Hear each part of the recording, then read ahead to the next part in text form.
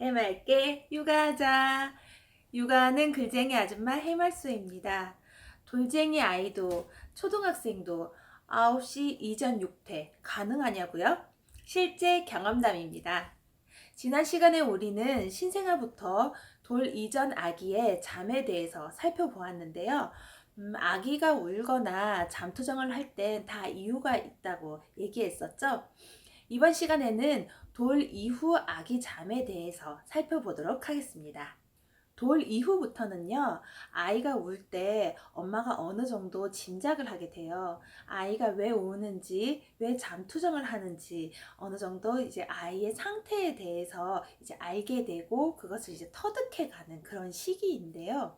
그런데 이렇게 보면 엄마가 아이에 대해서 조금씩 잘 알아가는 시기이기 때문에 훨씬 더 재우기 쉬워야 되는 거 아니냐고 하겠지만, 현실은 정반대인 경우가 훨씬 더 많습니다. 그건 엄마가 익숙해지는 만큼 아이 역시도 세상에 익숙해져 가는 그런 단계이기 때문인데요. 그렇다면 이럴 때 우리 아이 어떻게 재우면 좋을까요? 양육자는 하루 종일 아이 위주로 맞췄기 때문에 상당히 피곤하거든요. 그래서 밤이 되면 최대한 일찍 아이를 재우고 싶어 합니다. 하지만 일찍 재우려고 할수록 아이들은 진짜 안 자려고 막 발버둥을 치잖아요. 혹자는 이런 말을 하더군요. 아이의 눈에 세상이 얼마나 새롭고 신기해 보이겠냐. 그래서 놀고 싶어서 안 자는 거다. 네, 그 말 맞겠죠. 그런데 우리 지난 시간에 배웠잖아요. 아이 잠이 얼마나 중요한지 우리 정말 잘 알고 있습니다. 아이의 성장과 두뇌 발달에도 상당한 영향을 미치고요. 그리고 양육자의 정신 건강을 위해서도 아주 중요하다라고 이야기했습니다. 잠을 푹 자야 아이도 어른도 활기찬 하루를 열 수 있으니까요. 수면 습관은요, 지난 시간에도 말했듯이 일찍 들이는 게 좋습니다. 수면 습관뿐 아니라 식습관 등 모든 습관들이 다 그러한데요. 그건 쉽게 말하자면 그 아이가 세상에 길들여지기 전에 일명 그 엄마 말이 먹힐 때죠. 양육자의 말이 먹힐 때, 그럴 때 빨리 들이는 것이 훨씬 더 이제 습관을 들이는 시간도 적게 들고요. 그리고 좀 더 수월하게 이제 습관을 들일 수가 있습니다. 수면 습관이 전혀 들여지지 않은 그런 초등학생 아이를 재우려고 한다면 굉장히 힘들어서 아예 그냥 포기각이죠. 하지만 이럴 때도 포기하지 않고 끝까지 도전을 하면요, 그 수면 습관을 들일 수 있다는 사실 잊지 마시고요. 본격적으로 돌 이후 우리 아기 재우는 방법에 대해서 살펴보도록 하겠습니다. 일단 시기별로 육퇴 시간은 달라질 수 있지만 돌 이후부터 초등학교 저학년까지 8시 30분에는 육퇴할 수 있다는 사실, 제 경험담이기 때문에요, 자신 있게 말씀드릴 수 있어요. 현재 저희 아이는 초등학교 6학년, 초등학교 2학년 두 남자아이입니다. 현재 저희 육퇴 시간은요, 9시, 늦어도 9시 30분인데요. 평균적으로 9시에는 육퇴한다고 보시면 될 것 같아요.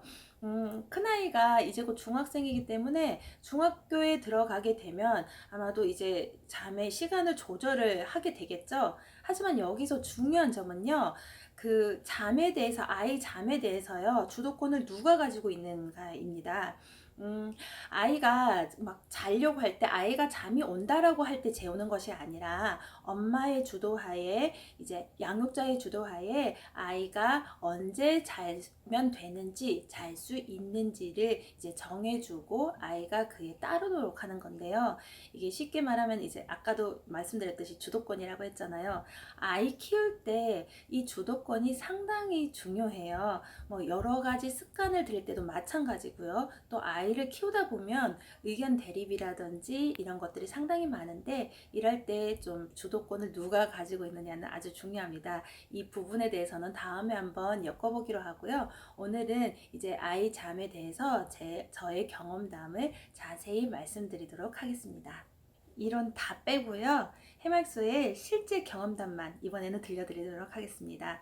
어, 큰아이가 생후 4개월 무렵이 되었을 때요, 굉장히 막 잠투점이 심했어요. 그때부터 이제 공부를 해서 이제 수면 교육을 하기 시작했는데 아주 성공적이었습니다. 그런데 이제 돌이 지나고 나서 그 모유 수유를 끊었을 무렵이 되었을 때 또 한 차례 또 이제 폭풍이 몰아쳤어요. 그때 이제 지금 돌이켜서 생각해 보면 아이가 이제 어느 정도 이제 말은 못하지만 어느 정도 의사 표현을 하기 시작하는 그런 무렵이었었던 것 같아요. 그리고 수유 끊는 무렵과 또 맞물렸고요. 그렇다 보니 아이가 이제 의사 표현을 어느 정도 할 수 있으니까 잠을 안 자려고 막 하는 거예요. 예전하고 돌 이전에 했었던 방식대로 똑같이 뭐 8시에는 불을 끄고 그리고 1시간 전에 이렇게 아이를 충분히 먹인 다음에 1시간 전에는 꼭 마사지를 해주고 뭐 목욕해주고 마사지 해주고 이 과정을 전부 다 거쳤거든요. 그런데도 똑같이 했음에도 불구하고 아이가 어느 정도 크고 나니까 재우려고 누우면 1시간씩 버티는 거죠. 굉장히 힘들었어요, 그때. 그런데 그때 이제 어떤 방법을 썼냐면요. 일단 아이가 잠드는 시간과 내가 재우고자 하는 시간을 체크했습니다. 그 당시 저의 목표는요, 6태 8시 30분이었거든요. 그런데 이제 8시 30분에 불을 끄면 아이가 꼭 9시 30분이 되어서야 잠을 들더라고요. 그래서, 아, 우리 아이는 9시 30분이 자는 시간이구나, 라를 생각했고요. 그런데 제가 이제 재우고 싶어 하는 시간은 8시 30분이었기 때문에요. 시간 간격을 조금씩 좁히기 시작했습니다.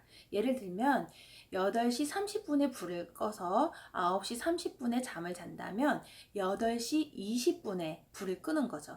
10분을 앞당겼어요. 10분 앞당겨서 한 이제 며칠 정도 이제 상황을 봅니다. 그런 다음에 아이가 그 조금 더 일찍 잔다라고 생각이 들면 8시 이제 20분에서 8시 10분으로 이렇게 아이의 상태를 며칠 간격으로 살펴보면서 시간을 5분에서 10분 정도 조금씩 이제 불 끄는 시간을 앞당기면서 그렇게 했더니 이제 아이가 어느 순간부터는 8시 30분이 되면 잠을 자더라고요.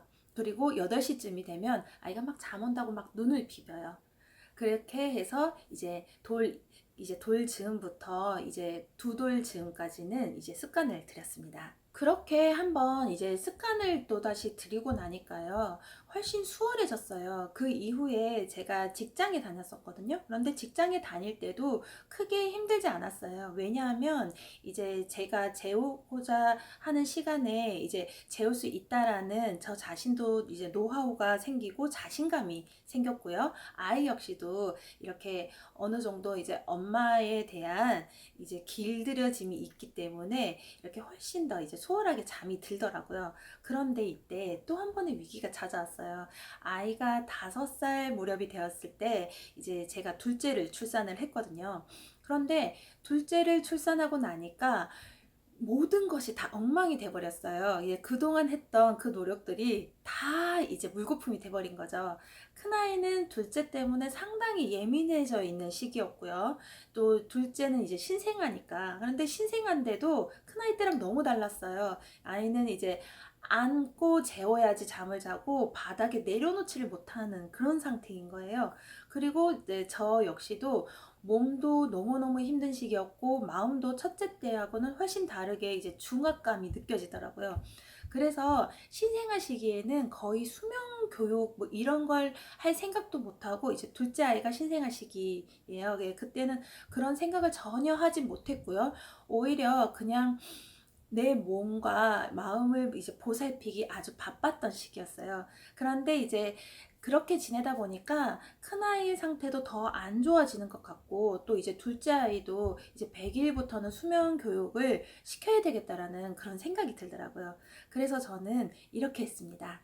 이 시점에서 강조하고 싶은 것은요, 절대 포기해서는 안 된다는 것. 솔직히 얼마나 힘들었겠어요. 큰아이는 5살이었거든요. 이제 4살, 미운 4살이라고 하죠. 5살은 싶은, 네, 5살이라고 하죠. 딱 그 5살인데다가 동생이 생겨서 굉장히 힘들어하는 시기였고요. 그리고 이제 둘째 역시도 이제 막 그 신생아를 벗어난 그런 시기였는데 이 터울이 있는 아이들을 동시에 한꺼번에 수면 교육을 시킨다는 건 굉장히 어려웠어요. 하지만 이제 포기하지 않는다는 것, 정말 정말 포기하지 않는 자세가 중요한 것 같아요. 제가 이제 100일 무렵에 수면 습관을 들일 때는요, 딱 일주일 걸렸어요. 딱 일주일 지나니까 이제 모든 것이 안정화가 됐거든요. 그리고 아까 말씀드렸던 돌 이후에 이제 수유를 끊고 난 그 시기에 이제 수면 습관을 들일 때는 딱 보름이 걸렸어요. 그런데 그 큰아이가 5살이 되었던 무렵에 이제 수면 습관을 들일 때는 얼마나 걸렸을까요? 정확하게 한 달 걸렸습니다. 굉장히 이때 그 많은 이제 상황들이 안 좋았기 때문에 한 달이 걸렸다라고 보는데요. 그런데 이제 아이가 크면 클수록 이렇게 수면 습관을 들이기가 상당히 쉽지가 않아요. 그리고 그 제가 지금 생각을 했을 때는요. 그 초등학생 아이도 이제 수면 습관을 들일 때 한 달 정도는 그냥 포기하지 않고 끝까지 간다라고 이제 보시면은 될 것 같아요. 이렇게 포기하지 않고 끝까지 이제 추진을 하다 보니까 어느 순간에는 두 아이가 8시 30분만 되면 이제 잠을 자는 그런 놀라운 일을 볼 수 있었습니다. 그때 저는요, 될 때까지 한다라는 생각으로 임했습니다. 저녁 7시 40분이 되면요, 정확하게 책 읽기 시간으로 들어갔어요. 그래서 8시까지 이제 20분 동안 이제 책을 읽어줬는데요. 둘째가 막 울고 칭얼대면 둘째를 안은 상태에서 이제 책을 읽어줬습니다. 그리고 8시부터는 이제 둘째 아이 기저귀를 갈아주고 이제 큰아이도 이제 잘 준비를 시킨 다음에 8시 20분이 되면 무조건 불을 껐습니다. 이제 불 끄면 막 난리가 나요. 큰아이는 막 잠 온다고 막 잠 안 온다고 막 떼쓰고 이제 작은 아이는 막 울기 시작하고요. 그러는데도 끝까지 이제 자장가를 불러주면서 이제 아이들을 좀 다독였고요. 그리고 자장가로 되지 않을 때 이제 간단하게 이야기하는 시간을 가졌습니다. 이제 둘째 아이를 이제 다독여주면서 이제 큰아이하고 대화를 나눈 거죠. 이게 상당히 괜찮았던 게 이제 큰아이의 마음을 읽어주는 그런 시간이 되더라고요. 불 끄고 이야기를 하니까 이야기도 훨씬 더 진솔하게 잘 될 수 있었고요. 그리고 큰아이는 훨씬 더 마음이 편안해졌는지 잠을 푹 깊이 있게 잘 자는 그런 효과를 이제 누릴 수가 있었습니다. 이제 제가 여기서 강조하고 싶은 것은요, 일관되게 하는 것이에요. 저는 그때 절대로 놓치지 않았었던 게 정확하게 7시 40분에는 책 읽어주고 8시에는 준비시키고 8시 20분에는 불 끄고 조용히 하고 이제 뭐 자장가를 불러준다든지 이야기 시간을 간단하게 가진다든지 이런 식으로 꾸준히 일관되게 한 달을 했습니다. 그렇게 일관되게 진행을 하다 보니까 나중에는 그 시간만 되면 아이가 알아서 책을 가지고 오고 아이가 알아서 잘 준비를 하고 아이가 알아서 자는 그런 효과를 누릴 수 있었습니다. 이렇게 수면 습관을 들이는 과정이 저에게 굉장히 의미 있었던 점은요. 처음에는 좀 육퇴를 빨리 하고 싶고, 아이의 이제 건강을 위해서, 이제 또 여러 가지 발달을 위해서 시도를 한 것이었는데, 결과적으로 이렇게 돌이켜보면, 저는 우리 아이에 대해서 훨씬 더 잘 알게 되는 그런 계기가 되었고요. 그리고 아이 역시도 양육자인 나 자신을 굉장히 좀 신뢰하는 그런 관계가 이루어졌다는 것입니다. 그리고 아이를 키울 때 정말 일관된 이런 그런 습관들이 아주 상당히 중요하구나라는 것도 잘 알게 되었습니다. 이제 큰아이는 곧 이제 6학년에서 이제 중학생이 되고요. 그리고 작은 아이는 이제 초등학교 저학년에서 고학년으로 올라가는 그런 과도기에 있는데요. 이제 내년이 되면 아마 수면에 대해서 또 다르게 이제 시간을 조율을 해야 될 거예요. 하지만 이제 여기서도 이제 크게 걱정이 되지 않는 것은 저 역시도 이제는 아이들의 상태에 대해서 이제 잘 알고 있다는 점과 그리고 아이 잠에 대해서 이제 어느 정도 노하우가 있기 때문에 약간 자신감이 생긴 거죠. 그리고 이제 아이들 역시도 잠의 중요성이라든지 이때는 꼭 자야 한다라는 것을 잘 알고 있기 때문에 그래서 서로 간에 이제 신뢰가 형성되어 있다는 거죠.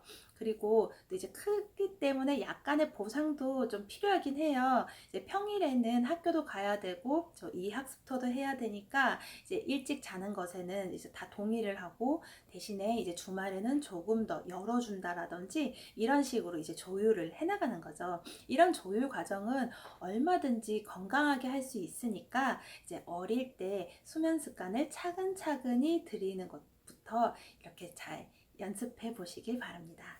좀 안타까운 것은요, 이제 항상 이제 주변 분들과 수면 습관이라든지 식습관 등 여러 가지 이제 습관에 대해서, 아이 습관에 대해서 이야기를 할 때 항상 이런 말씀을 하세요. 우리 아이는 정말 달라. 안 돼. 내가 이것저것 다 해봤는데 다 안 됐어. 이렇게 이제 부정적으로 이렇게 말씀을 하시거든요. 그런데 세상 모든 습관들은요, 정말 많은 시간과 노력이 필요합니다. 그 많은 시간과 노력이 차곡차곡 쌓여서 습관으로 형성되는 거기 때문에요. 우리 아이가 달라, 안 돼. 물론 사실이겠지만, 사실이라 하더라도 이런 부정적이고 포기하는 자세보다는 훨씬 더 열어놓고 긍정적으로 이렇게 끝까지 나는 될 때까지 한다, 이런 생각을 가지고 이렇게 습관 들이기에 도전을 하시면 훨씬 더 내 마음도 편안해지고요. 그리고 의외로 이렇게 긍정적인 그런 효과를 보실 수 있을 거예요. 거듭 언급하듯이 우리 아이 습관 들이는 일에는 굉장히 많은 노력과 시간이 필요합니다. 나는 꼭 될 때까지 할 거야 라는 이런 긍정적이고 진취적인 자세 잊지 마시고요. 다음 시간에는요, 우리 아이와 대화 얼마나 나누세요? 네, 우리 아이의 자존감을 높이기 위한 대화법에 대해서 이야기 나눠보도록 하겠습니다. 육아하는 이 순간이 가장 행복하다라고 느끼는 그날까지 해맑소의 육아 꿀팁은 쭉 계속됩니다. 좋아요, 구독은 해맑소를 더욱 해맑게 만들어줍니다.